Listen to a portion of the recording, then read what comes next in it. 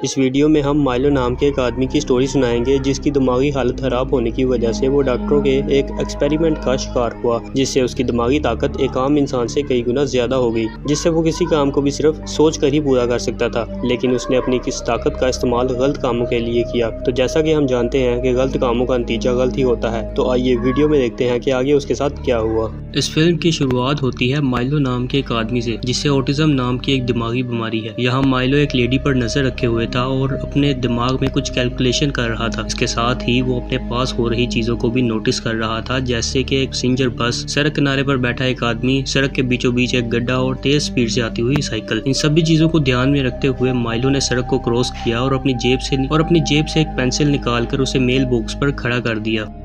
अब माइलो के ऐसा करने से वहाँ पर एक चेन रिएक्शन की शुरुआत हो गई और जब एक गाड़ी उस गड्ढे से गुजरी तो पानी की छींटों की वजह से वो पेंसिल जमीन पर गिर गई। अब पेंसिल को जमीन पर गिरा देखकर सड़क के किनारे बैठा वो आदमी इसे उठाने आया और अगले ही पल वो साइकिल वाले से टकरा गया और यहाँ पर एक छोटा सा एक्सीडेंट हो गया। अब इस हादसे के चलते बस में मौजूद ड्राइवर का ध्यान भटक गया। उसने ये नहीं देखा कि सिग्नल की लाइट रेड हो गई है। इस लापरवाही की वजह से बस ने एक लेडी को टक्कर मार दी जिस पर माइलो नजर रखे हुए था और इस तरह माइलो ने अपनी कैलकुलेशन के दम पर एक खून कर दिया और इसे बड़ी चालाकी से एक हादसा बना दिया। अगले ही सीन में हम ओलिविया नाम की एक लड़की को देखते हैं जो FBI के फ्रिंज डिपार्टमेंट में काम करती है। आज ओलिविया काफी दिनों बाद काम पर लौटी है क्योंकि पिछले मिशन के दौरान इसके सर पर चोट आ गई थी, इसलिए उसे लंबी छुट्टियों पर भेजा गया था। और अब जब ओलिविया हेडक्वार्टर पहुंची तो चार्ली नाम के एक दूसरे ऑफिसर ने उसका वेलकम किया। चार्ली इन सभी का हेड है और इस पूरे डिपार्टमेंट का सुपरवाइजर भी है। इसके बाद हम FBI के चीफ बिशप को देखते हैं जो अपने ही ऑफिस में किसी से बात कर रहा था। अब यहाँ पर इस बात का खुलासा होता है कि ओलिविया एक असली इंसान नहीं है बल्कि एक क्लोन है जिसे दूसरे यूनिवर्स से बुलाया गया। चीफ ने ऐसा इसलिए किया था क्योंकि पिछले मिशन के दौरान ओलिविया की जान चली गई थी और चूंकि वो फील्ड की बेस्ट एजेंट थी इसलिए चीफ उसे खोना नहीं चाहता था और इसलिए उसने एक क्लोन के अंदर ओलिविया की सारी यादें डालकर उसे फिर से जिंदा कर दिया। और अब थोड़ी देर बाद डिपार्टमेंट के लोगों को इस हादसे की खबर मिली जहाँ एक बस ने एक औरत को टक्कर मार दी थी। यहाँ चार्ली सबको बताता है कि पिछले एक हफ्ते में ऐसे हादसों की खबरें 2 बार आ चुकी हैं और हो ना हो इसके पीछे किसी इंसान का ही हाथ है। थोड़ी देर बाद ये सभी उस लोकेशन पर पहुंचे और वहाँ मौजूद लोगों से पूछताछ करने लगे। इस इन्वेस्टिगेशन को ली नाम का ऑफिसर लीड कर रहा था जिसका चेहरा पूरी तरह जला हुआ था। यहाँ चार्ली ने इस डेड बॉडी की जांच की और इसके फिंगरप्रिंट्स की मदद से ये पता लगाया कि मरने वाली औरत का नाम जूलियन फोस्टर है।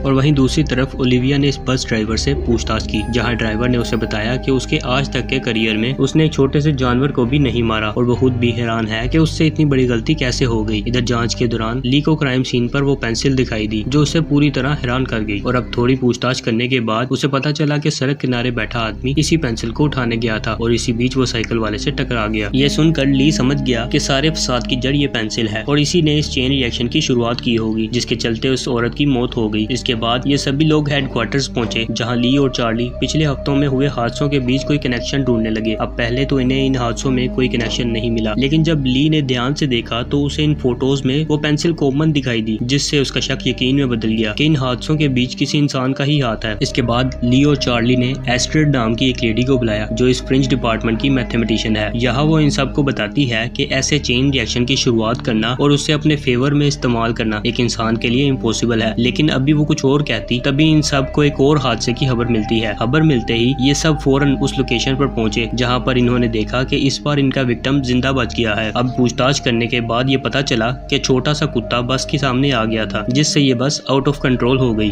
अब इस पूछताछ के दौरान ओलिविया की नजर उस लुढ़कती हुई पेंसिल पर पड़ी और वो फौरन समझ गई कि ये चेन रिएक्शन अभी खत्म नहीं हुआ है। और अब जब ओलिविया ने आसपास नजरें दौड़ाई तो उसे ब्रिज पर खड़ा माइलो नजर आया। ओलिविया देखती है कि माइलो रोड के उस पार एक आदमी को देख रहा है जो हेडफोन लगाए रोड को क्रॉस करने की कोशिश कर रहा था, पर तभी सामने से आती हुई एम्बुलेंस ने उसे टक्कर मार दी। अब ये देखते ही ओलिविया ने अपनी टीम मेंबर को इसकी खबर दी और फौरन माइलो की तरफ भागी। और अब ओलिविया को अपनी तरफ आता देख माइलो ने अपने दिमाग में कुछ कैलकुलेशन की और पास पड़ी एक साइकिल को पुल से नीचे गिरा दिया और माइलो के ऐसा करते ही सामने से आ रही बस ने अपना रास्ता बदल लिया और सीधा इस ब्रिज की तरफ बढ़ने लगी जिस पर माइलो खड़ा था। इधर ओलिविया भी ब्रिज के ऊपर पहुंची और उसने माइलो के सर पर बंदूक तान दी, लेकिन अभी वो कुछ कर पाती इससे पहले ही माइलो ने ब्रिज से छलांग लगा दी और सीधा उस बस पर जा गिरा और जब तक ओलिविया कुछ समझ पाती तब तक माइलो उसकी गिरफ्त से निकल चुका था। इसके बाद माइलो अपने घर पहुंचा जहां उसकी बहन मैडी उसके लिए परेशान हो रही थी। यहाँ मैडी उससे कहती है कि पिछले कुछ दिनों से हमें हॉस्पिटल से कई खून आ चुके हैं और हमें जल्द से जल्द डॉक्टर से मिलने जाना होगा। लेकिन काफी समझाने के बाद भी माइलो हॉस्पिटल जाने के लिए तैयार नहीं हुआ और मैडी की बातों को नजरअंदाज करने लगा। यहाँ मैडी ने उसे सरेंडर करने के लिए कहा और उसे बताया कि वो जुर्म की दुनिया में कितना आगे निकल चुका है। हालांकि माइलो को इन बातों से कोई फर्क नहीं पड़ा और वो अपने किए गए कामों को जस्टिफाई करने लगा। लेकिन अभी वो कुछ और कहता इससे पहले ही मैडी ने उसे प्लास्टिक का घोड़ा दिखा दिया जो उसे उसकी माँ ने दिया था और ये घोड़ा देखकर माइलो काफी अनकंफर्टेबल हो गया और उसे अपनी मॉम की याद आने लगी जो भी इस दुनिया में नहीं है। इसके बाद हम मेजर ली को देखते हैं जिसे रेगुलर स्किन चेकअप के लिए हॉस्पिटल लाया गया था। अब टेम्पर में जाने से पहले ली ओलिविया से कहता है कि तुम इन तीनों लोगों के दरमियान कोई कनेक्शन ढूंढने की कोशिश करो जो इन हादसों में मारे गए हैं। अब इन बातों को ध्यान में रखते हुए ओलिविया अपने हेडक्वार्टर्स पहुंची और इन तीनों लोगों के दरमियान कोई कनेक्शन ढूंढने की कोशिश करने लगी। अब थोड़ी जांच करने के बाद ओलिविया को पता चला कि ये तीनों लोग एक ही अस्पताल में काम करते थे। इसके बाद ओलिविया ने ये जानकारी चार्ली को दी जिसके बाद ये दोनों इसी अस्पताल में पहुंच गए जहां ये तीनों काम करते थे। यहाँ ओलिविया की नजर कुछ मरीजों पर पड़ी जो सेम टू सेम वही पेंसिल इस्तेमाल कर रहे थे। थोड़ी देर बाद ये दोनों डॉक्टर लेविन से मिले और इन्हें इन तीनों लोगों की तस्वीर दिखाई। डॉक्टर लेविन ने इन तीनों की पहचान की और ओलिविया को बताया कि ये तीनों लोग इसी अस्पताल में काम करते थे और एक खास एक्सपेरिमेंट का हिस्सा थे। इस एक्सपेरिमेंट के तहत हम दिमागी रूप से बीमार लोगों का इलाज करते हैं और एक खास दवाई के जरिए उनकी मेंटल IQ को बढ़ा देते हैं और फिर इस प्रोसेस को रिवर्स करके इनकी मेंटल IQ को नॉर्मल कर देते हैं। और इसके बाद डॉक्टर ने उन्हें कुछ पेशेंट्स की तस्वीरें दिखाई जिसमें ओलिविया ने माइलो को नोटिस किया। अब डॉक्टर ने उन्हें बताया कि माइलो भी उनका एक पेशेंट है और उनके इस एक्सपेरिमेंट का हिस्सा है। एक्सपेरिमेंट के बाद